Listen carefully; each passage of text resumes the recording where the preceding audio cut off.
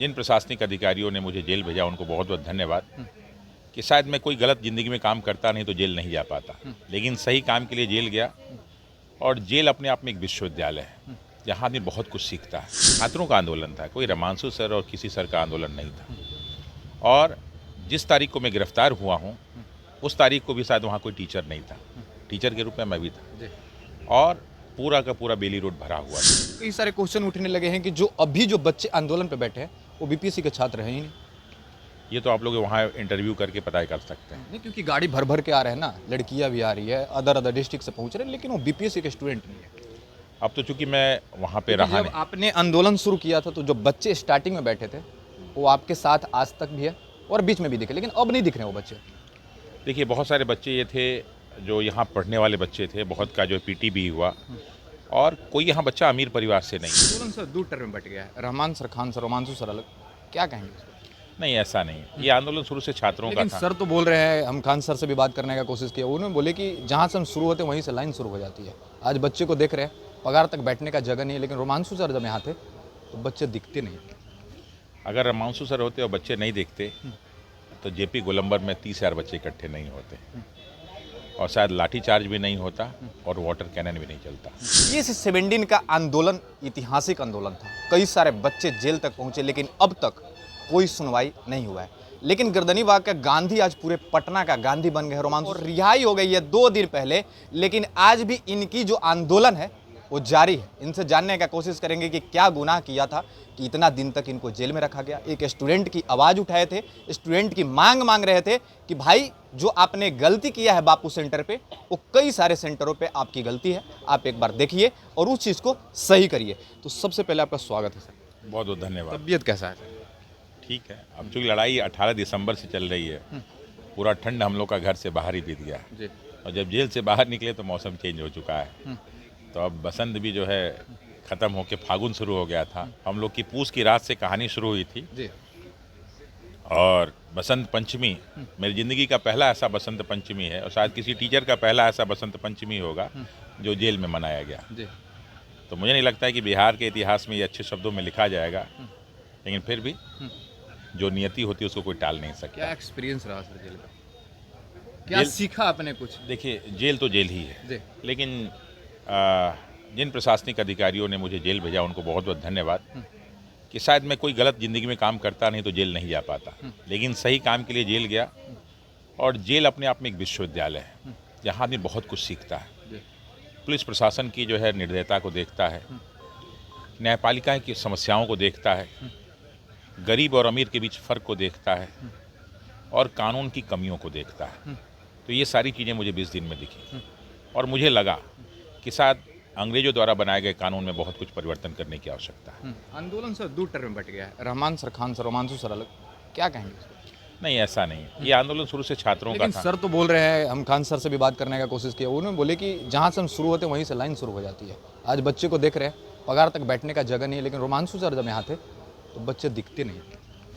अगर रमांशु सर होते और बच्चे नहीं देखते तो जेपी गोलंबर में 30,000 बच्चे इकट्ठे नहीं होते, और शायद लाठीचार्ज भी नहीं होता और वाटर कैनन भी नहीं चलता, जबकि उसमें बहुत सारे कोचिंग वाले फ्री में टेस्ट चला रहे थे।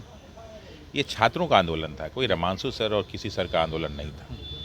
और जिस तारीख को मैं गिरफ्तार हुआ हूँ उस तारीख को भी शायद वहाँ कोई टीचर नहीं था, टीचर के रूप में मैं भी था। और पूरा का पूरा बेली रोड भरा हुआ था, और पूरे के पूरे मीडिया से लेके हर जगह आया।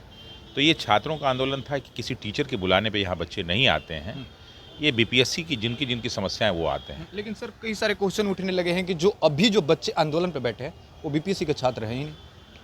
ये तो आप लोग वहाँ इंटरव्यू करके पता कर सकते हैं। नहीं, क्योंकि गाड़ी भर भर के आ रहे हैं ना, लड़कियां भी आ रही है, अदर डिस्ट्रिक्ट से पहुंच रहे हैं, लेकिन वो बीपीएससी के स्टूडेंट नहीं है। अब तो चूंकि मैं वहाँ पे रहा जब नहीं। आपने आंदोलन शुरू किया था तो जो बच्चे स्टार्टिंग में बैठे थे वो आपके साथ आज तक भी है और बीच में भी दिखे, लेकिन अब नहीं दिख रहे वो बच्चे। देखिए, बहुत सारे बच्चे ये थे जो यहाँ पढ़ने वाले बच्चे थे, बहुत का जो पीटी भी हुआ। और कोई यहाँ बच्चा अमीर परिवार से नहीं है, सारे बच्चे गरीब परिवार से, मध्यम वर्गीय परिवार से, जिनके रोजी रोटी की समस्याएं, बहुत सारी चीज़ें हैं। बात न्याय अन्याय की थी, क्योंकि बहुत सारे अच्छे बच्चे जिनको सेलेक्ट होना चाहिए था। और ये लड़ाई सिर्फ जो है ना कुछ पद के लिए नहीं हो रही थी, ये हम लोग बिहार के भविष्य की लड़ाई लड़ रहे थे। क्योंकि 200 एसडीएम की पोस्टें और 136 डिप्टी एसपी की पोस्टें अगर गलत ढंग से भर दी गई तो शायद आने वाला भविष्य बिहार का अच्छा नहीं होगा। और अगर इस युग में हम जी रहे हैं जहाँ पे समस्याएं हमें दिख रही थी, जहाँ पे एक ही परीक्षा के 2-2 पेपर होते हैं, पेपर के स्टैंडर्ड को एकदम लो कर दिया जाता है और कई प्रकार की अनियमितताएं दिखती हैं। पेपर के स्टैंडर्ड की आप बात करें कि लो कर दिया जाता है। 120 नंबर 150 क्वेश्चन के नंबर थे, लेकिन 120 लाने वाला एक ही स्टूडेंट था सर। अगर इजी था क्वेश्चन तो इतना कम नंबर कैसे है? देखिए, लो और इजी में अंतर होता है। एक आईआईटी का टॉपर हो और उसको आप बायोलॉजी के आसान प्रश्न दे दीजिए तो शायद 100 में वो 30 भी ना पाए, क्योंकि उस इंजीनियरिंग के बच्चे के लिए वो मेडिकल का और बायोलॉजी का प्रश्न, आसान प्रश्न भी कठिन होता है। जहां आपने प्रॉमिस किया था कि साहब हम यूपीएससी स्तर का प्रश्न देंगे, जहां आपने सबसे ये कहा था कि जो पिछले वर्ष के पेपर हैं उसी तरफ आएंगे और फैक्चुअल प्रश्न आ जाते हैं, तो प्रश्न चिन्ह तो उठेगा ही उठेगा। और उसमें भी बहुत सारी गलतियां, प्रश्न देने में बहुत सारी गलतियां, और इन गलतियों को मैं नहीं कर रहा हूँ, खुद बीपीएससी ने 4-4 प्रश्न हटाया। और कोर्ट में जो केस है उसमें जो है 13-14 प्रश्न ऐसे हैं जिन पे अभी प्रश्न चिन्ह बना हुआ है, जहाँ पे लड़कों का सिलेक्शन 0.33% से नहीं हुआ, और वहाँ पे इतने प्रश्न गलत होने के बावजूद आपने एक एग्जाम का 2 पेपर करके कैसे बराबर कर दिया। तो ये सारे प्रश्न चिन्ह तो अभी भी कोर्ट में है। और मुझे कोर्ट की बात हो रही है सर, जब कोर्ट में पूरा फाइनल लिस्ट आपने भेज दिया था, फिर मेंस का डेट कैसे आ गया? साहब, मेंस का डेट कोर्ट नहीं देता, मेंस का वो डेट तो बीपीएससी कर दे रहा है, ठीक है, लेकिन जब कोर्ट में अगर फैसला नहीं आया है, चाहे तो पॉजिटिव नेगेटिव, फिर डेट देने की जरूरत ही नहीं थी। दरअसल क्या है कि देखिए, बीपीएससी का अपना कार्य वो करेगी, ठीक है।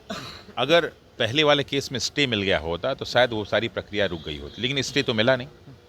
कहीं ना कहीं कुछ कमी रही होगी पहले केस में, और दूसरे केस के भी ठीक से सुनवाई नहीं हो पाई, डेट पे डेट दिया जा रहा है। लेकिन मुझे लगता है कि जो दूसरा केस हमने Prashant Shekhar and others versus state of Bihar others किया है, उस पर अगर सुनवाई होगी, और एक और भी है जिसके बारे में मुझे क्लियर जानकारी नहीं, तीसरा केस, और ये सारी 7 क्लब की गए, लेकिन सारी समस्याओं को अभी एक साथ सुना नहीं गया। जिस दिन सुनवाई होगी उसी दिन शायद इस पूरी की पूरी जो है प्रक्रिया पे स्टे लग जाए, और हो सकता है कि री एग्ज़ाम के लिए माननीय न्यायाधीश और माननीय उच्च न्यायालय बोल दें। सर, मेंस के बच्चे तैयारी कर रहे हैं, मेंस का डेट आ गया, मेंस का एग्जाम देने वाले हैं, फिर भी आपके अंदर जुनून ये कहाँ से आ रहा है कि री एग्जाम हो जाएगा? देखिए, मेंस वाले बच्चों को तो हमने पहले भी नहीं रोका था, और मैंने उनसे कहा था कि आपको लगता है कि आपका मेंस होगा तो पढ़िए, क्योंकि जहाँ पे 4,83,000 बच्चों ने फॉर्म भरा था, 3,27,000 बच्चों ने एग्ज़ाम दिया, तो अगर 20,000 बच्चे नहीं आते हैं तो समस्याएं जो है नहीं हमारे लिए थी। क्योंकि वैसा तो नहीं था कि वहाँ 4 लाख 3 लाख हज़ार बच्चे आ रहे हैं, वहाँ तो ऐसा भी नहीं कि 20,000 बच्चे आ रहे हैं। तो जिन बच्चों को मेंस देना हमने तो कभी रोका नहीं, और बहुत सारे लोगों ने हमसे वादा किया और उन्होंने मेंस की क्लासें चलाई बच्चों को। क्लास पे सर बात हो रही है तो एक क्वेश्चन और रहेगा, कई सारे टीचर अपने बच्चे आंदोलन में खड़े थे कि हम तुम्हें री एग्जाम दिला देंगे, लेकिन वो मेंस का क्लास भी चला रहे हैं। अब इन प्रश्नों का जवाब तो वही दे पाएंगे और छात्र दे पाएंगे। हाँ, ये जरूर विश्वास है कि जो हमारे साथ बच्चे थे वो पहले भी थे और आज भी, उनका पीटी भी हुआ है, तो उनको विश्वास है कि शायद हो सकता है कि मेंस में कुछ, क्योंकि बहुत सारे बच्चे 69 के 68 के आए जिन्होंने अपने मेंस की कापियाँ दिखाई, और वो सारी की सारी कॉपियों में बहुत सारे प्रश्न चिन्ह उठे थे। तो मुझे लगता है कि इन सब चीज़ों को देखते हुए बीपीएससी को एक अच्छा निर्णय लेना चाहिए, और माननीय उच्च न्यायालय को भी जो है न्यायोचित कार्य करना चाहिए। रोमांशु सर धरना पे पहुंचेंगे क्या? देखिए, अभी चूँकि मेरी कल ही रिहाई हुई है और बहुत सारे ऑब्लिगेशंस हैं, मैं सारे के सारे जो है जो भी बेल ऑर्डर है उसको पढ़ूंगा, उसमें क्या क्या समस्याएं हैं उनको देखूंगा, उसके बाद ही मैं निर्णय ले पाऊंगा कि मुझे क्या करना है। लेकिन आंदोलन शुरू हुआ है तो बिना निर्णय के ख़त्म नहीं होगा। सर, एक और क्वेश्चन रहेगा, आखिरी क्वेश्चन रहेगा। रोमांशु सर का जो भी नोटिफिकेशन आया है कोर्ट की तरफ से या जेल से, जो भी है, वो बॉन्ड है, वो अपने हिसाब से आप करेंगे, लेकिन ये लड़ाई कब तक सर चलेंगे, क्योंकि होली आने वाला है? देखिए, ये लड़ाई हम लोग की होली दिवाली की लड़ाई नहीं है, ये लड़ाई जो है री एग्ज़ाम की लड़ाई थी, और बीपीएससी अपनी बात कह रहा है, हम अपनी बात कर रहे हैं, वो भी अपने तथ्य रख रहा है, हम भी अपने तथ्य रख रहे हैं। हमारी लड़ाई बीपीएससी के अधिकारियों से नहीं है, हमारी लड़ाई जो है मनु भाई परमार से नहीं है। इस परीक्षा में जो अनियमितताएं हुई हैं, हमने यही कहा था कि सारी चीज़ें जो है दूध का दूध पानी का पानी होना चाहिए। अगर प्रशासन में कहीं कुछ समस्याएं हैं तो न्यायपालिका निर्णय लेगी, क्योंकि हम लोग 18 दिसंबर से इसीलिए बैठे हैं कि समस्याएं थीं, अविश्वास था, और अभी भी वो अविश्वास दूर करने का प्रयास नहीं किया गया। पहले भी दिन हमने कहा था कि बीपीएससी के अधिकारी छात्रों को बुलाए, उनसे पूछे, हमको नहीं बुलाए, उन छात्रों को बुलाए और पूछे कि क्या क्या समस्याएं। अगर उन समस्याओं का एक सही जवाब बीपीएससी दे देती है तो बच्चे वापस चले जाएंगे। और आपको याद होगा कि पहले दिन भी इंटरव्यू में मैंने कहा था कि हमें अपने माननीय नीतीश कुमार जी, अपने मुख्यमंत्री पे उतना विश्वास है जितना एक पुत्र को अपने पिता पे विश्वास होता है। और वो जो निर्णय कर देंगे, अगर वो उसी समय बोल देते कि बेटा एग्ज़ाम नहीं होगा, तुम लोग घर जाओ, तो मैंने तब भी कहा था कि हम लोग घर चले जाएंगे। और अगर आज भी वो कह देते हैं कि बेटा तुम लोग घर जाओ, एग्ज़ाम नहीं होगा, तो हम लोग आज भी चले जाएंगे, अपने आंदोलन को वापस ले लेंगे और हम मान लेंगे कि हार गए हैं। और यही नहीं, कोर्ट में भी हम लोग जाना बंद कर देंगे और हाई कोर्ट से भी अपने केस को हम लोग वापस ले लेंगे। बस हमारा गार्जियन एक बार कह दे कि बेटा तुम लोग गलत हो और मैं तुम लोग का साथ नहीं दूंगा। हमारे साथ रोमांसु सर थे और आज 2 मंथ से ज़्यादा आंदोलन का हो गया है। बच्चे ने नए साल गुजारा है, मकर संक्रांति गुजारा है, सरस्वती पूजा ने गुजारा है, लेकिन अब होली आने वाला है। लेकिन रोमांसु सर का कहना है कि हम कल भी सच्चे थे, आज भी सच्चे हैं और सच के जीत होती है अगर हमारे लीडरशिप, अगर मुखिया, अगर नीतीश कुमार जी हैं, तो अगर उन तक अगर बात पहुंच रही है, तो अगर आज भी हमारी बात सुन के अगर बोलते हैं कि आप आंदोलन को छोड़ के घर चले जाइए, आपके फेवर में कोई भी हम रिजल्ट देंगे, तो हम आज भी जाने के लिए तैयार है। लेकिन रोमांसु सर, लड़ाई इनकी जारी है, निकल गए हैं बेशक जेल से, लेकिन इनकी लड़ाई तब तक रहेगी जब तक 912 सेंटर को कैंसिल करके री एग्जाम न लिया जाए। तब तक हमारे साथ बने रहे। जय हिंद।